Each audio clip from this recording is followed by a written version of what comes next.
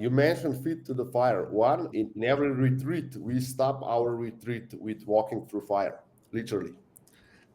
So if you come to retreat, we'll walk through fire. I will take you by the hand and I'll walk you through fire and you'll see what you're capable of doing. That's one thing that.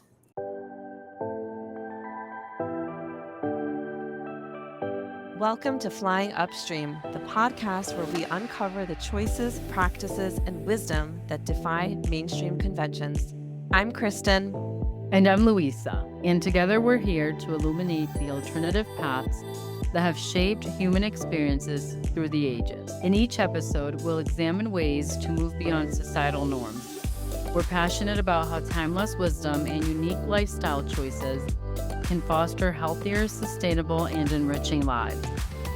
Join us as we navigate, challenge, and celebrate the beauty and insight of walking the road less traveled.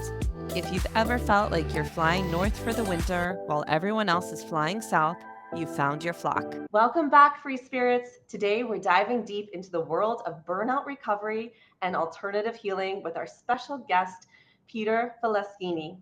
Peter is certified risk manager and the developer of Orgon Wellness, a unique approach to holistic healing. Get ready to be inspired as Peter shares his journey from burnout to wellness and how he discovered his transformative power of Orgon energy. That's right. Free spirits. We have Peter Faleskini on with us today. He's one of the last active omniscient. He is an enthusiast and visionary leader who has transformed the global business landscape through a profound understanding of the definition and basic principle of the trade. His thinking and doing amaze his colleagues and clients. With an interesting career in multiple sectors spanning decades, Peter's influence in the coaching and consulting industry is unparalleled. Peter, welcome to the podcast. Great to be here. Thank you for having me. Peter, thank you again for being with us. I want to start our episode with something we found very interesting. One of the things that you mentioned on your LinkedIn profile is that you're one of the last few active omniscient and a passionate Muellerist. Can you tell us what it means to be an omniscient and a Muellerist? Yes, let's start with omniscient. I think it's really important to say that today everyone is talking about specialization. So even if you are into economics, you are specialized in analyzing trends of, for example, inflation in the transitory environment that has something to do with local population or local market and similar. So everyone is really focused and specialized right now. All the scientists or majority of scientists are specialized in one niche that they want to develop and explore. And that means that the world right now lacks people with more view from the top that do not just care about every single detail, but can understand within one science multiple fields and also multiple science. For me, that is extremely important because I needed to understand a lot of physics because of the frequencies and the crystals and the energy and power and all this stuff. And I need to understand a lot of psychology. On top of that, I was working for 25 years as an investment banker, so I needed to understand some economy in that field. And I'm also risk manager, so I assessed a lot of projects, did a lot of due diligence in business takeovers and similar deals. All this led to just to become someone who's interested in so many scientists. And many people ask me, why do you think that you know everything? No, I don't know everything. I'm just in many scientists, and I talk to a lot of different scientists to learn more about the fields. It's important to say I'm not the one that sees all or knows all. I'm the one that is interested in many things, not everything, but many. As far as meliorist is concerned, I am the one that really believes that if people do good things, regardless if that is at home or in their business or as a scientist or as a school teacher, if everyone is doing their best, the things in our environment will improve. There are a lot of things in there that you've put together that I wouldn't think right off the bat that would come together to create any sort of one thing. You mentioned science, there's a lot of math, business, and overall wellness. It sounds like overall everything that you do, everything that you've done kind of encompasses one thing. And we mentioned that you are the creator of Orgon Wellness. Can you tell us how that plays a role into all of these other things that you've become interested in and become so passionate and educated on? I'm one of the few fortunate people that can learn from my mistakes. I'm in a position that I can do a lot of mistakes, and one of my mistakes that cost me dearly and cost me my health was burnout. When I was working in high stress environment as a Swiss investment banker, I would completely burn out. I would gain like 60 pounds excess fat. I would eat junk food all day. I did not understand that is a handling mechanism for unresolved traumas and stuff like that. And of course, because of the whole body thing, I needed more and more push to do it. In order to get adrenaline, I needed to assume bigger and bigger risks in business. So as a reward, I got bankrupt because the risks were just the impulses were Whoops. just too strong. They needed to be strong. So I assumed bigger and bigger or higher and higher risks. And of course, it backfired. And but that was a good thing because I survived that. I repaid most of the things that I owned, and I started to go from city living into my family farm, and I started basically from zero. I said, okay, I need to relax, reset, and start doing it. I first started because I was severely overweight.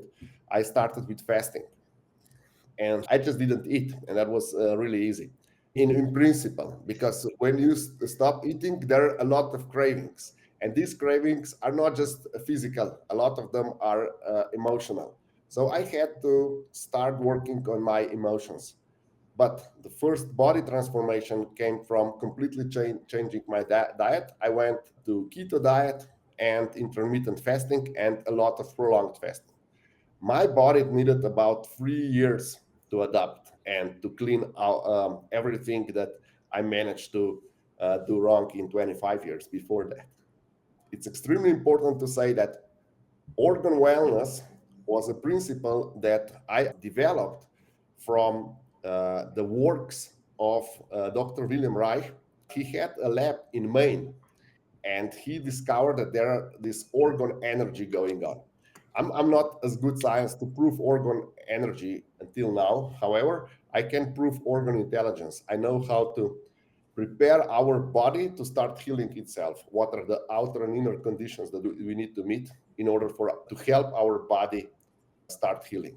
And from there on, I've developed multiple psychotronic devices.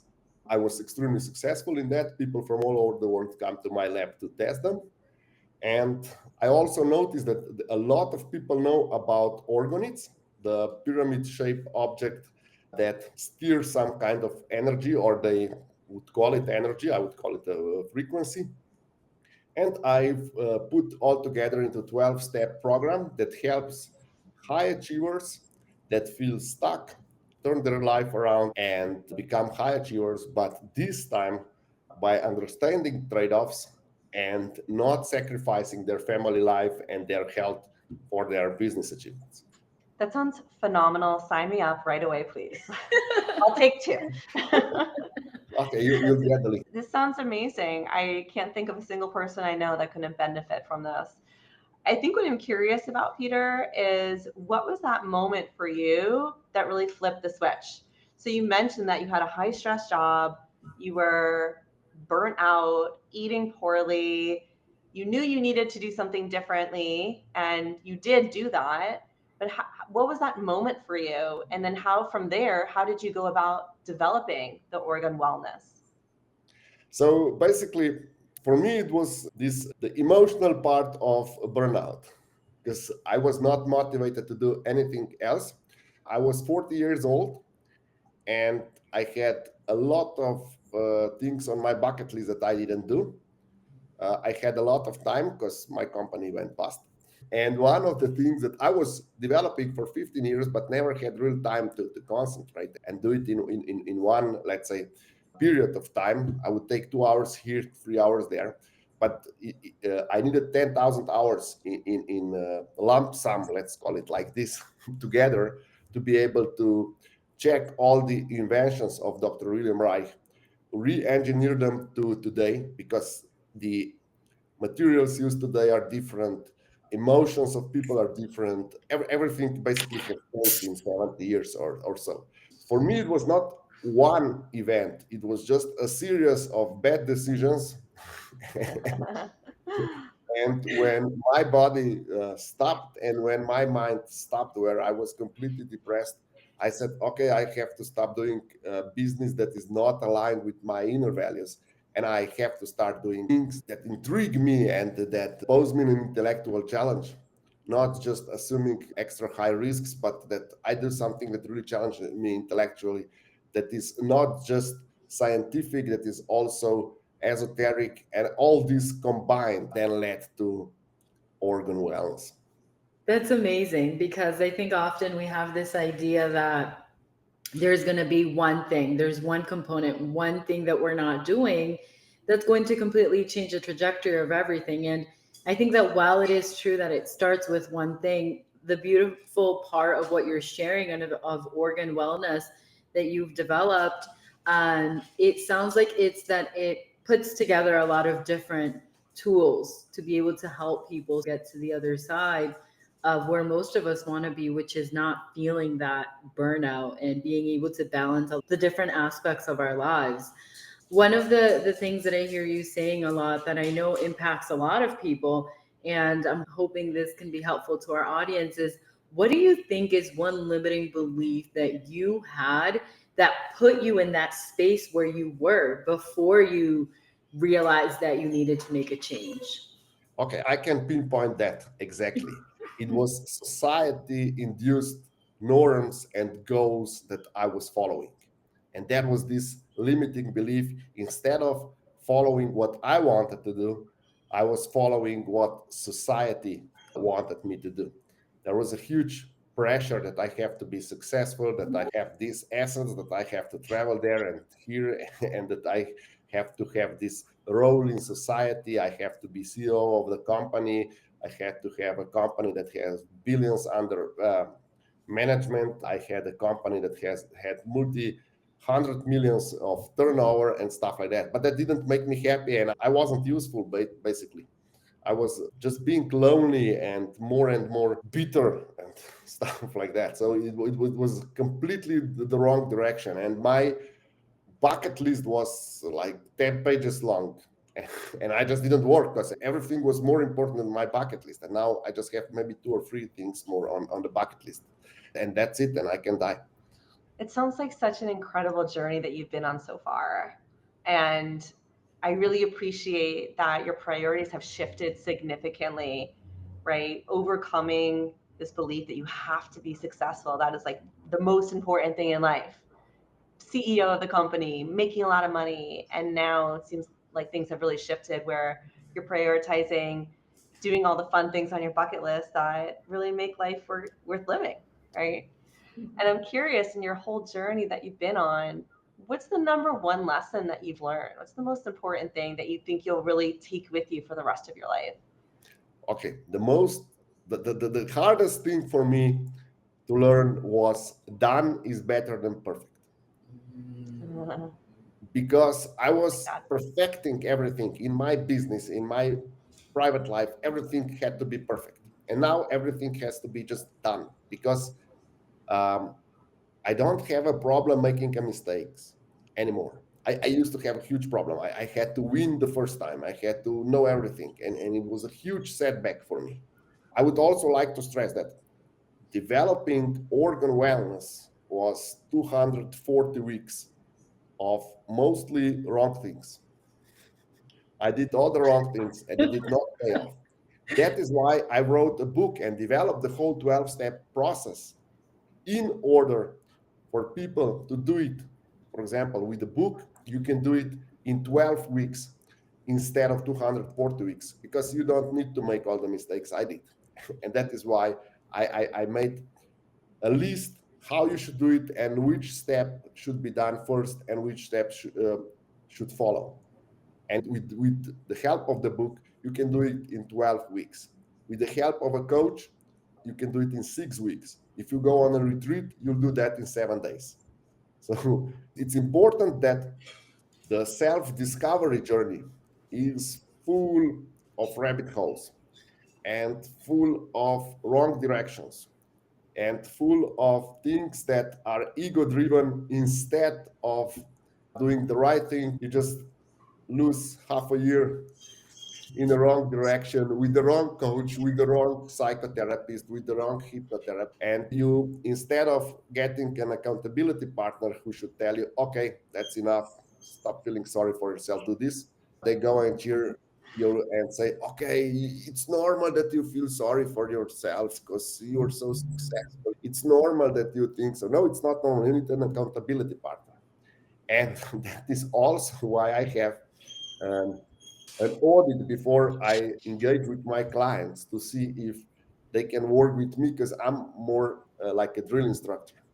And I know there are a lot of things that are in coaching that are like psychotherapy and you need validation and stuff like that. But I'm really hard and I'm real.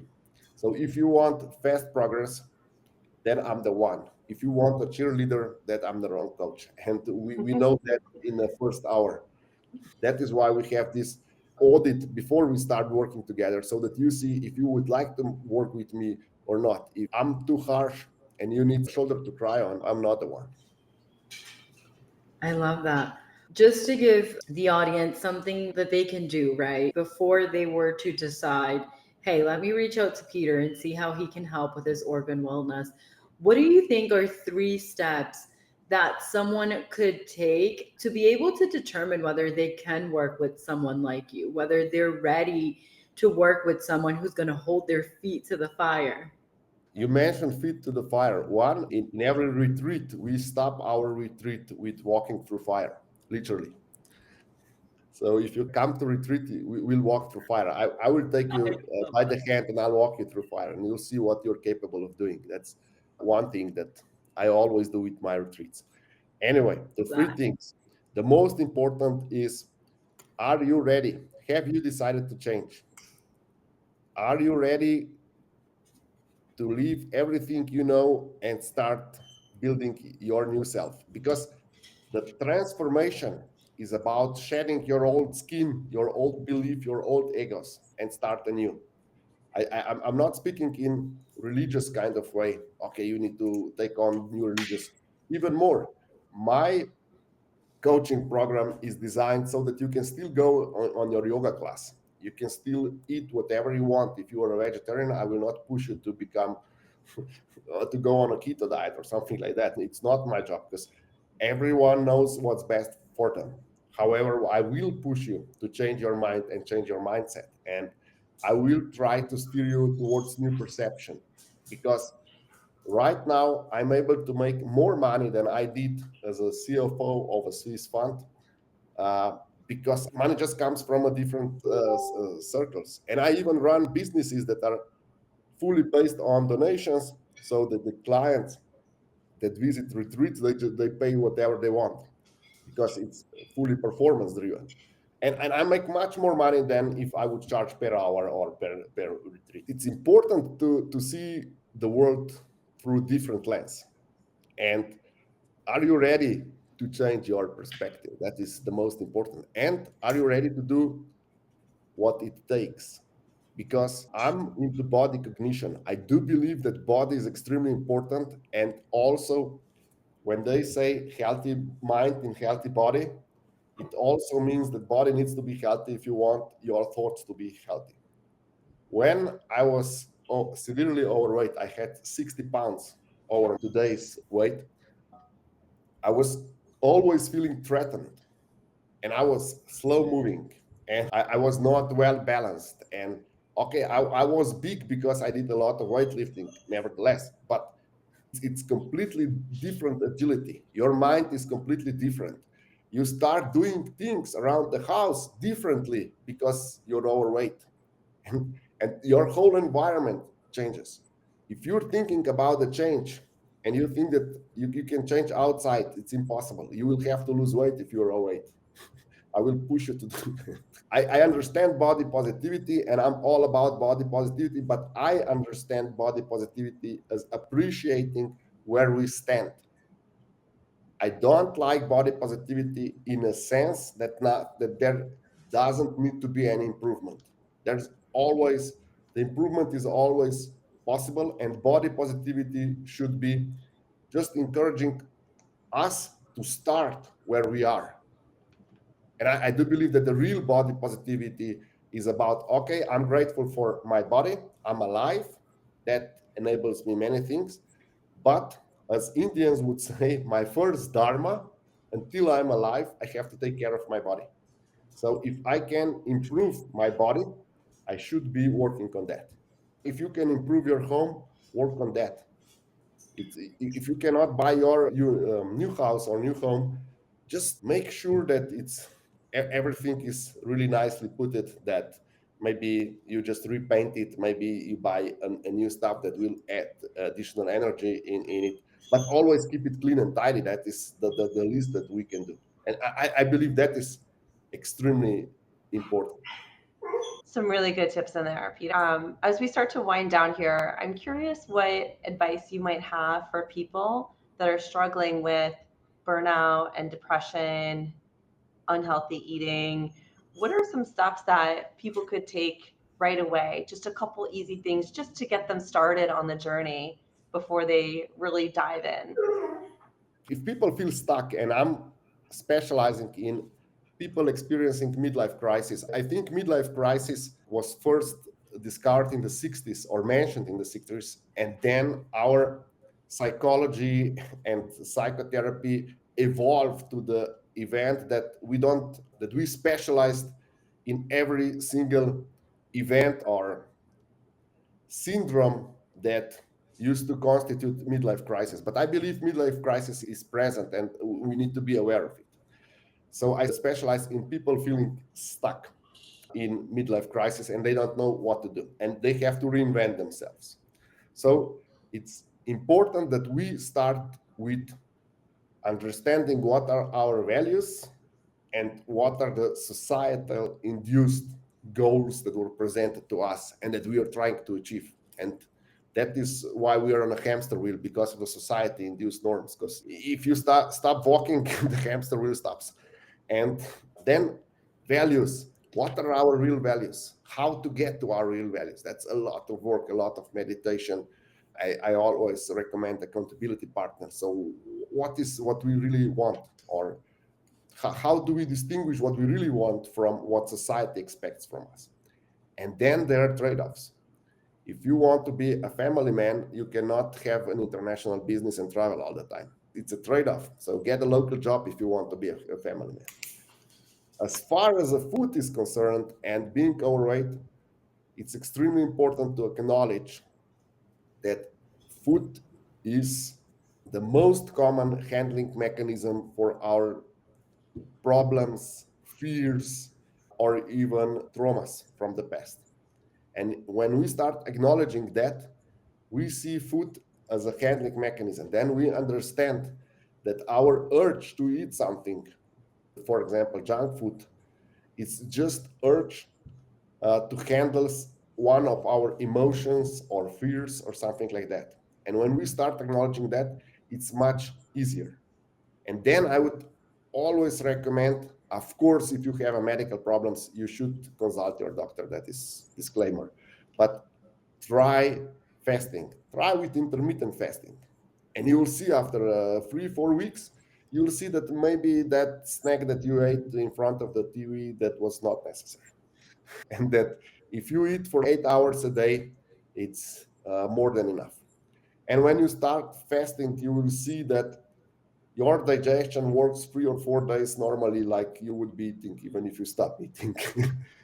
And then you understand that we basically digest, for example, men about 3 days old food and female about 4 to 5 days old food. So, so if we don't eat for 4 to 5 days, nothing happens actually. Everything is just in our heads. Of course, if we have above average physical activity or we are under a lot of stress, that is not recommended to fast at that time. But if you can, when you have days off or at weekends, just try fasting. You will become aware of your body. And when we become aware of our body, we stop treating it as a trash can.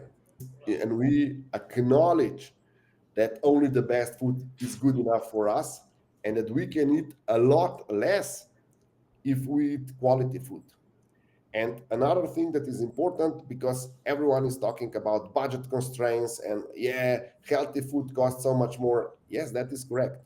But for example, I'm from Italian descent, and with us, church is important. And in our culture, we have Friday as a day off. So if you just take one day off, that's 1/7 of your week. That's over 12% of your budget can be cut. I Just love that.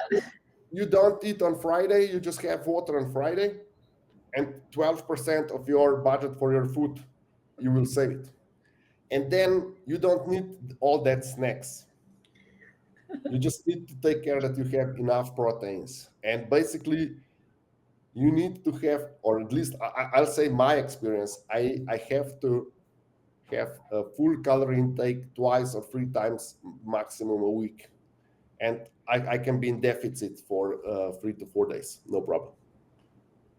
This is amazing. I love everything you're sharing. There is so much knowledge and so much to tap into in there. And I appreciate everything that you shared with our audience because I think it really opens our eyes to the possibilities and the ability that we each have within ourselves to create our own path and to create a way that works for you. Like you shared, it's really about listening to ourselves, listening to our body, and understanding that wellness is wholesome. There are so many components to it, much like the program that you've developed, Orgon Wellness, which I really appreciate.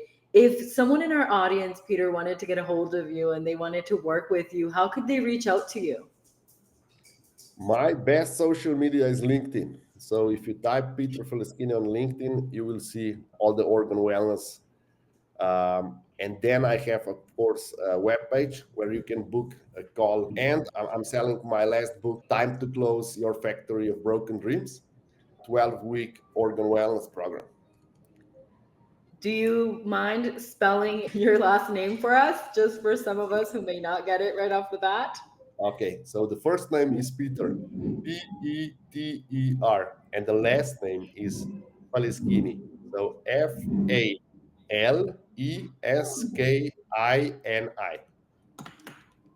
So, first of all, Peter, we want to thank you so much for joining us today and sharing all this information. I know I've learned a ton. And for our free spirits, thank you as always for joining us. There you have it. Thanks for joining our show today. We want to wish everyone a good day and to continue to inspire lives by creating your own path. Thank you, Peter. All right, free spirits, that's all the time we have for today on Flying Upstream. We hope this episode sparked your curiosity and ignited a desire to explore the extraordinary paths less traveled. Even when the current feels strong, a whole world of possibilities awaits. We'll see you next time on the other side of mainstream. So keep questioning, keep challenging, and most importantly, keep flying upstream.